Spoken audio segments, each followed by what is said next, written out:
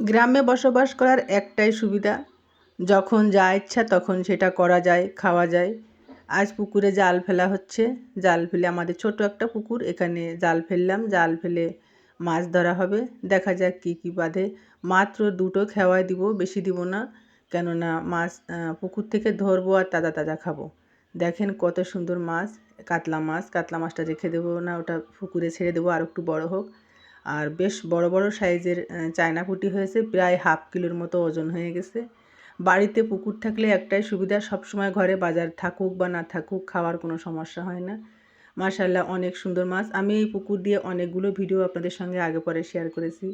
পুকুরে মাছকে খাবার দিই, খাবার দিয়ে দিয়ে বেশ বড় করে তুলেছি, প্রায় হাফ কেজি করে। আর শীতের সময় চায়না পুঁটিতে প্রচুর তেল থাকে, খেতে খুবই মজা লাগে। আপনাদের সঙ্গে তাই শেয়ার করলাম।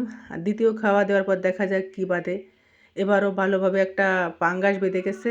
আমাদের পুকুরে নিজেদের চাষ করা পাঙ্গাস, কোনো কেমিক্যালযুক্ত খাবার খায় না, একেবারে প্রাকৃতিকভাবে এরা বেড়ে উঠেছে।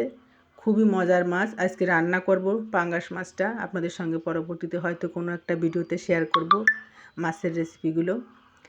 মাশাআল্লাহ অনেক ভালো লাগছে। সবার কেমন লাগলো আমার ভিডিওটা দেখে অবশ্যই একটু কমেন্ট করে আপনারা আমাকে জানাবেন। আর যারা ইউটিউব থেকে দেখবেন তারা অবশ্যই একটু সাবস্ক্রাইব করবেন, ভালোবাসা দিয়ে পাশে থাকার চেষ্টা করবেন। দেখেন পাঙ্গাস মাছটা এখানে প্রায় 1.5 কিলোর মতো হয়ে গেছে। এটা রেখে দেবো, এটাকে আপাতত ছাড়বো না, আমরা খেয়ে নেব। আরও অনেক আছে, কেননা পুকুরের পানি বেশ শুকিয়ে গেছে। পরবর্তীতে মাছ অনেক হয়ে গেলে ঝামেলা হবে। কিছু খেয়ে খেয়ে এখন থেকে আমরা একটু কমিয়ে নেব। বাজার থেকে কেনা মাছটা একটু কম খাবো কিছুদিন, এভাবেই সাশ্রয় হওয়ার চেষ্টা করব। ভালো থাকবেন সবাই।